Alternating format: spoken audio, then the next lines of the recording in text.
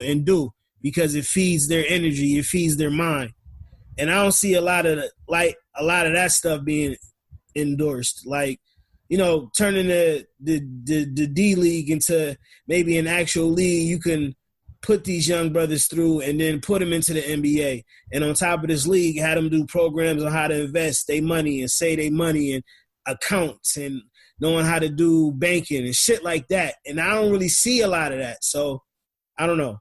Well, you know what? I would say more or less that's on us. I would say the moves to go to HBCUs, and we obviously know that HBCUs are. We saw HBCU presidents with Trump too, man. Don't forget that. Right. So we see that they're still influenced by that, though. But we still have that. Here's my thing. I would love to. I love seeing the moves. I think it's on us, and it's on people that think like us to go ahead and say, "Oh, that's just a start." We're not going to allow you to tell us when we're free. So we're going to put the pressure on you. Now, okay, that's cool. All right, they're here. The athletes are here. The best of the best now.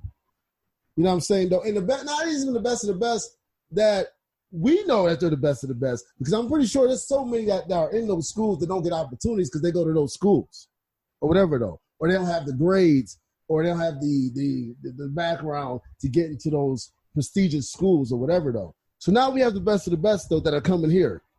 Okay, now y'all put them out there in against these schools or whatever, though. Y'all don't want to do that? Then that's cool.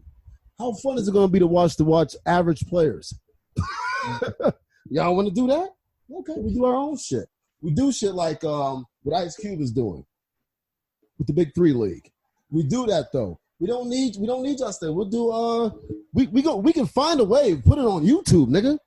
Right. Because guys, they still gonna watch it. You know what I'm saying though, and just get into that and get into the mindset. So I like the start of it, but I think a lot of times though we get a little bit and then say, okay, well, we can't ask them for no more. What you mean? Mm-hmm. Why not? They do. You think the Jewish community stops saying no, more? We just want a little bit. We don't want to go ahead and keep, begging. And the thing is, we don't even ask for more for real. Just give us a foot in the door and we can handle everything ourselves. Right. You know what I'm saying? Right. That's the difference between us and them. We don't even need all that. We deserve it. It should be.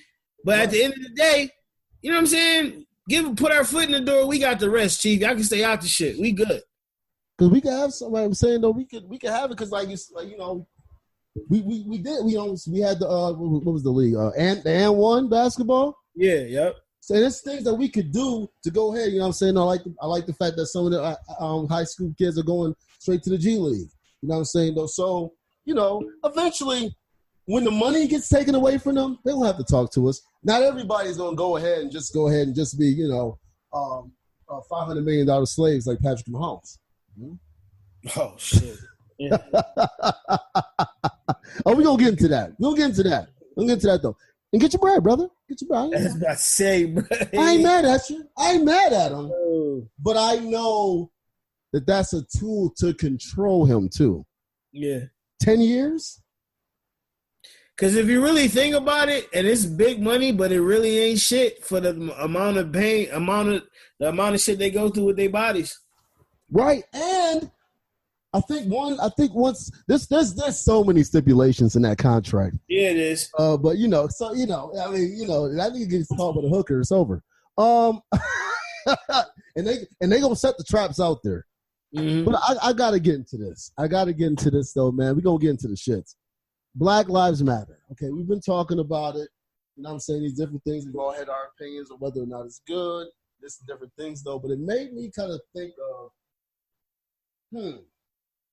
what is this a distraction to make black begging put to the forefront to undermine black power? What's your thoughts, Chuck? And I'll go after y'all. You said black begging. Like, say that again?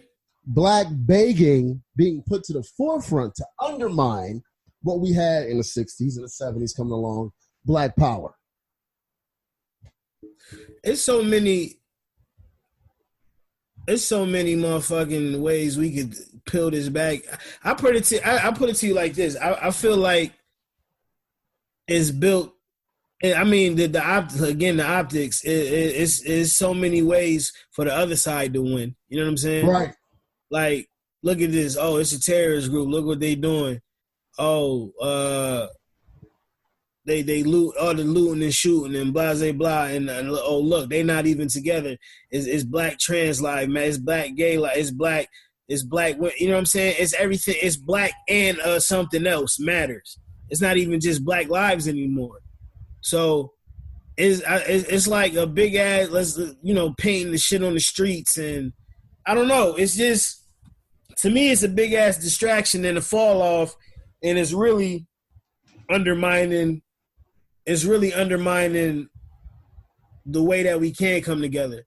What do you think that these white people that are out here would support Black Power the way they support Black Lives Matter? I mean, I forgot the name of it, but it's like, I think a white dude owns Black Lives Matter for real. The name George Soros. I heard. George, say that again. George Soros. I like how Chuck just came in with that one. He was like, hey, thank you, bro. Because if we didn't have the info, they were like, oh, he just talking. He don't even know. Thank you, bro. Yeah, that's what I'm saying. George Soros. Yep. This shit is nasty, fam. It's not even about Black lives. Yeah. Right. And George is So definitely I not don't, black. man. Go ahead, Chuck, because you know more. Like, I'm gonna just say it doesn't look like the Black Panther Party. It doesn't look like us coming together. It doesn't look like how it's supposed to be. My opinion. Go ahead. Black Lives Matter is not even comparable to the Black Panthers. And please say who owned it again. Say the name loud. So George Soros, a billionaire, owns the Black Panthers, or not the Black Panthers. Black Lives Matter. Mm-hmm. All right.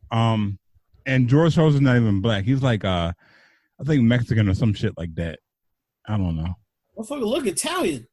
Yeah, he's not African. He's not black. Is he a white person that just so happened to be born in Mexico?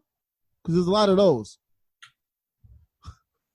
We know a Black Lives Matter is not owned by black people. That's what we know.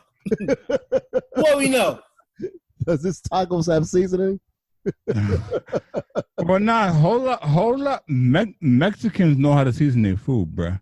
Hey, we don't see one of those Mexicans. Boy, is a deeper, darker criminal discuss right now. And if you need to know how to make adobo, it's a lot of people that's showing the actual ingredients on how to make adobo. Yeah. My bad, Chuck. My bad. I was getting paid. My bad. No, you're good, bro. Back to the Black Lives shit, though, Chuck, please. Yeah, man. So, I have my beliefs and thoughts on Black Lives Matter.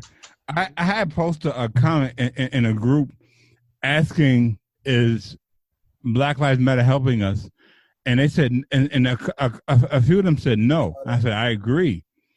Mm-hmm. Like, they're not, like, how are they helping us move forward? They're not, right? Mm-hmm. They're not, because, again, and I haven't heard this talk on social media, but I feel like the conversation is they're trying to compare them to the Black Panther Party. And as I said earlier, that's not even fucking close. Not like the Black Panther Party they were achieving a lot more than Black Lives Matter is achieving right now. Right. Right. So I forgot what the question was. I know I kind of went left. What was the question again? Well, I'm just talking about how, and not even just with the Black Lives Matter, but just with, and all my thoughts, and I seem to share the same thoughts for the most part on voting and different things. And it seems like we are in a time where, and we've been in a time for a long time. I hate when we say we're in a time. No, we've been in this situation where Black begging undermines Black power. Sort of like, what I'm saying, though, let's not have a Black Wall Street. Let's integrate into their schools. let's integrate into the system. Let's integrate into these different things instead of saying, oh, let's get out of that and let's build our own and do like every other culture does outside of us. We always find ourselves begging to have them help us, or asking, my life matters, or please don't shoot, or, my hands are up, or I'm going to vote, or, I'm saying, or lesser of the evils, and just these toxic things that we seem to go ahead and accept. Hey, bro. Go ahead. Amir, real quick, because you brought it up. I just want to read this quote. My son's coach, Brother D, and I encourage y'all to check his live stream on Mondays at 10. D-Lo Morgan, right? Yeah. His Instagram is Brother Insight, and he be kicking it with a lot of folks on some knowledge. And this week they talking about the whole cannibalism and the rituals that these Europeans. It's deep, man. But he posted this, and I had to repost. And this is a quote from Lyndon B. Johnson. These Negroes, they're getting pretty uppity. Can you repeat what he first said? These what? These Negroes. Okay. They're getting pretty uppity these days, and that's a problem for us since they've got something now they never had before. The political pull to back up their uppityness. Now, we've got to do something about this. We've got to give them a little something, just enough to quiet them down, not enough to make a difference. I'll have those niggers voting Democratic for the next 200 years. So he went from Negroes to what? Yeah, this is a second quote. I'll have those niggers voting Democratic for the next 200 years. So after the 400, we're going to add on 200. Okay, got you. So it doesn't stop. We're just going to go ahead and find a different way to enslave you. Picking the lesser of two evils is not fucking normal. Right. And no, I'm not about to. Trump, Biden is just as bad. And this is coming from a cat. I voted. You know what I'm saying? My like I said, y'all know the story.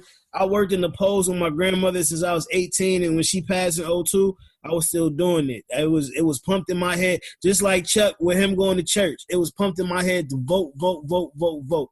I've always voted. I've been in the community, not as deep and heavy as some people, but I've been in the community. I've been to outreach programs, and I saw how every year we're supposed to vote. How those programs we went to in the summer to keep us off the streets and everything like that kept dwindling down to the point they no longer fucking exist. So, what are we doing? Don't forget to vote. Why? Right. And again, I think a lot of times when we say that, and I'm saying though, and people will go ahead and make it seem like, well, what's your answer? I don't have one necessarily right now. Right. But I know what we're doing is not what it is.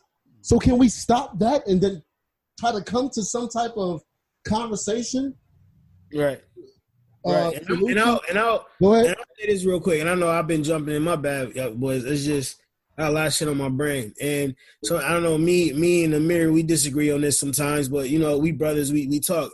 It's still I would still say, in your community, your local, it's still important to try to vote and get your aldermen and your senators and your judges and your lawyer and whoever is in charge. Like, that's key, because those are the people that really affect us in our everyday lives every day.